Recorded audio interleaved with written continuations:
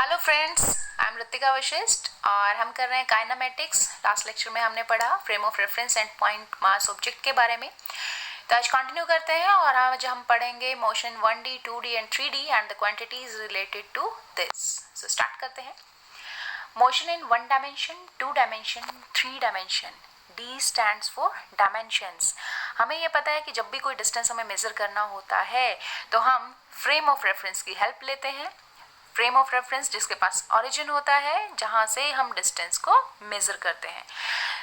तो अब ये डी डायमेंशन का क्या मतलब है? 1D, 2D, 3D। इसका मतलब ये है कि हम डिस्टेंस जो मेजर कर रहे हैं उसमें ये देखेंगे कि कितने कोऑर्डिनेट्स चेंज हो रहे हैं। मतलब जैसे ये है ओ पॉइंट ओरिजिन और यहाँ से कोई चलकर इस डायरेक्शन में जा रहा है, ये बस जो है वो इस डायरेक्शन में जा रही है। तो इसका मतलब क्या है कि सिर्फ और सिर्फ एक स्ट्रेट लाइन पे मूव कर रहे हैं, सिर्फ x इज चेंजिंग।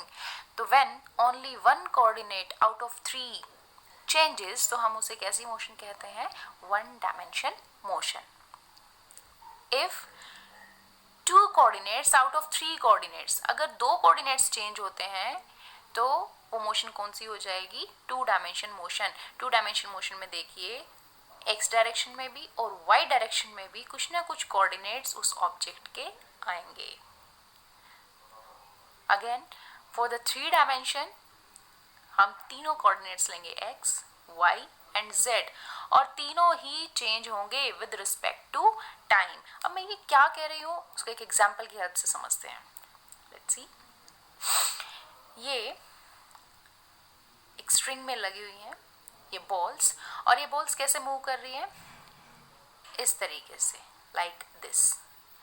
तो ये 1 डायमेंशन मोशन है, आगे पीछे इस तरीके से ये बॉल्स जो हैं इन स्ट्रिंग से लटकी हुई हैं और ये मूव कर रही हैं। तो ये सिर्फ और सिर्फ कौन सी एक डायमेंशन में मोशन हो रही है।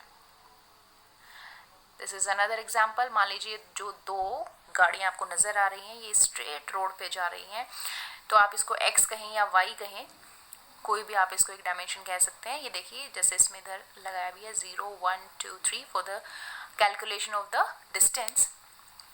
तो इस तरीके से एक स्ट्रेट लाइन पाथ को कवर कर रही हैं। तो ये कौन सा मोशन है? 1 डायमेंशन मोशन। यानी जब सिर्फ और सिर्फ एक सीधी सरल रेखा में कोई मूव करता है तो वो 1 डायमेंशन मोशन होगा।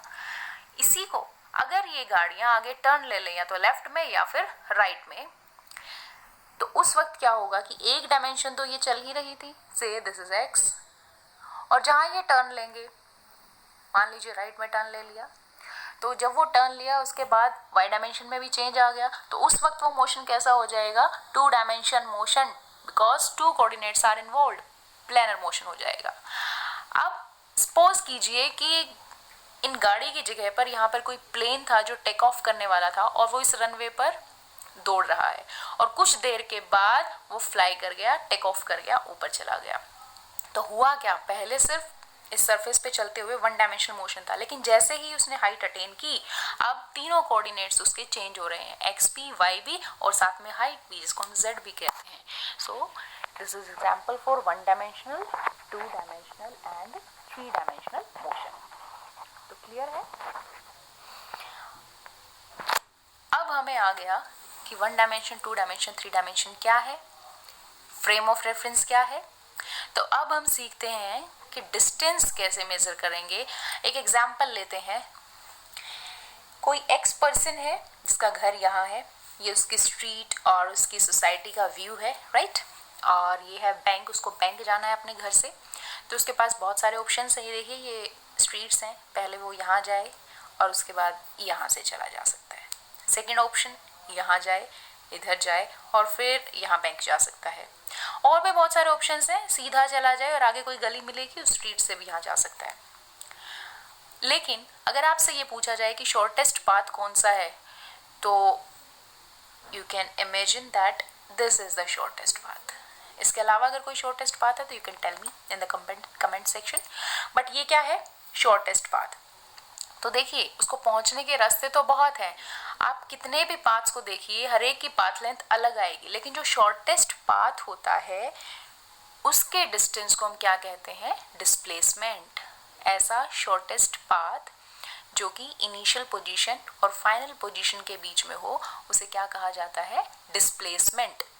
और टोटल पाथ जो भी वो कवर कर रहा है अगर उसकी लेंथ कैलकुलेट की जाए उसे कहते हैं total distance covered. So total distance cover और डिस्प्लेसमेंट दोनों अलग अलग भी हो सकते हैं और दोनों सेम भी हो सकते हैं, राइट। अब यहाँ ध्यान से देखिए कुछ चीज़ों को, जैसे अगर वो पर्सन इस रास्ते पे चलता है, ईस्ट में गया, देन नॉर्थ स्ट्रीट में गया और बैंक पहुँच गया, तो ऑब्वियसली ये जो डिस्टेंस है वो इस डिस्प्लेसमेंट से ग्रेटर है, राइट।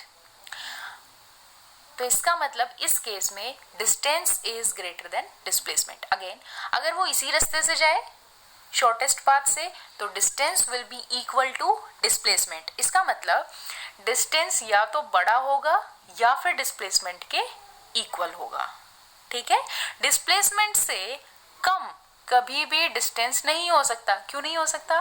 क्योंकि डिस्प्लेसमेंट इज शॉर्टेस्ट पाथ, उससे छोटा नहीं हो सकता। अब एक और केस देखते हैं। सपोज कीजिए उसका काम हो गया बैंक में और उसको वापस घर आना है, राइट। तो जब वो घर से चल के बैंक गया और बैंक से वापस घर आया तो उसकी इनिशियल पोजीशन क्या थी, घर। उसकी फाइनल पोजीशन क्या है, घर। तो उसका शॉर्टेस्ट पाथ इनिशियल और फाइनल के बीच में क्या हुआ, कुछ भी नहीं, जीरो। तो इट मीन्स डिस्प्लेसमेंट कितनी आ गई, जीरो। बट डिस्टेंस जीरो नहीं आएगा। क्यों नहीं आएगा? क्योंकि वो चला तो है, पहले घर से कहाँ गया, बैंक, और बैंक से वापस कहाँ आया, घर। तो जो भी उसने डिस्टेंस ट्रेवल किया है उस सारी पाथ लेंथ को आप ऐड कर लेंगे, उस लेंथ कैलकुलेट कर लेंगे, उसे कहेंगे टोटल डिस्टेंस कवर्ड। लेकिन इनिशियल पोजीशन और फाइनल पोजीशन दोनों सेम है, वो घर से बैंक गए और बैंक से वापस घर आ गया, तो इसलिए डिस्प्लेसमेंट कितनी हो जाएगी, जीरो, राइट। तो डिस्टेंस कभी जीरो नहीं हो सकता लेकिन डिस्प्लेसमेंट जीरो हो सकती है। क्लियर? और देखते हैं डिस्टेंस और डिस्प्लेसमेंट में differences. Now see, actual path traversed by the object in given time, उसे हम क्या कहते हैं, distance. And shortest distance between the initial and final position. अभी जो एग्जाम्पल में हमने कहा कि इनिशियल फाइनल पोजीशन में जो शॉर्टेस्ट डिस्टेंस होगा उसे क्या कहा जाएगा, डिस्प्लेसमेंट। डिस्टेंस जो है वो हमेशा कैसा आएगा, पॉजिटिव।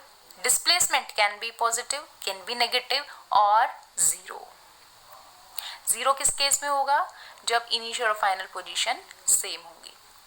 डिस्टेंस के बारे में, डिस्टेंस जो है वो इक्वल हो सकता है, ग्रेटर हो सकता है किससे, डिस्प्लेसमेंट से, जबकि डिस्प्लेसमेंट या तो बराबर होगा या हमेशा डिस्टेंस से कम होगा। It can never be greater than distance, right. Distance can be multi valued depending upon the path followed, यानी कि आप अलग अलग रास्ते से घर से बैंक जा सकते हैं तो पाथ लेंथ अलग अलग हो जाएगी डिपेंडिंग कि आपने कौन सा पाथ चूज किया है। इट मीन्स डिस्टेंस क्या है, मल्टी वैल्यूड है। लेकिन शॉर्टेस्ट पाथ तो एक ही होगा, so displacement has a unique value. Displacement will always be unique. Distance जो है मल्टी वैल्यूड हो सकता है। अब यहाँ पर मैंने एक पॉइंट छोड़ दिया, that distance is a scalar quantity and displacement is a vector quantity. ये स्केलर एंड वेक्टर्स को हम डिटेल में आगे चैप्टर्स में पढ़ेंगे, बट अभी के लिए इतना समझ लीजिए कि स्केलर क्वांटिटी उन क्वांटिटीज को कहा जाता है जिनकी हम सिर्फ मैग्नीट्यूड की बात करते हैं। जैसे मान लीजिए हम ये कहें कि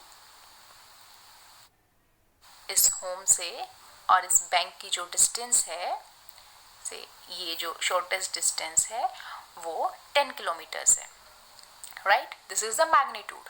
बट अगर हम डायरेक्शन भी बताएं कि वो किस डायरेक्शन में है, मैग्नीट्यूड के साथ साथ डायरेक्शन भी दी जाए, तो ऐसी क्वांटिटीज को क्या कहा जाता है, vector quantities.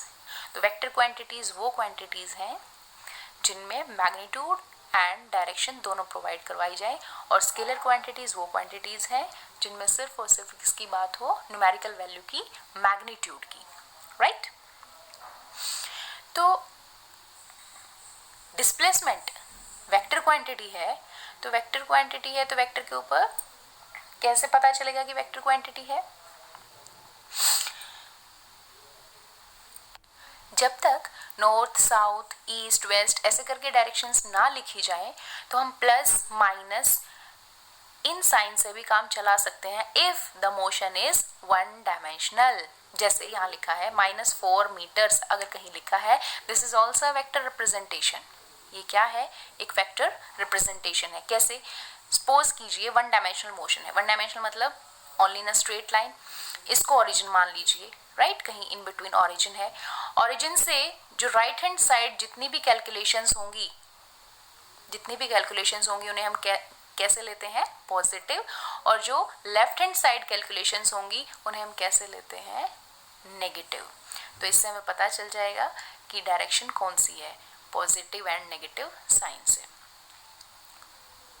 So distance is a scalar quantity and displacement is a vector quantity.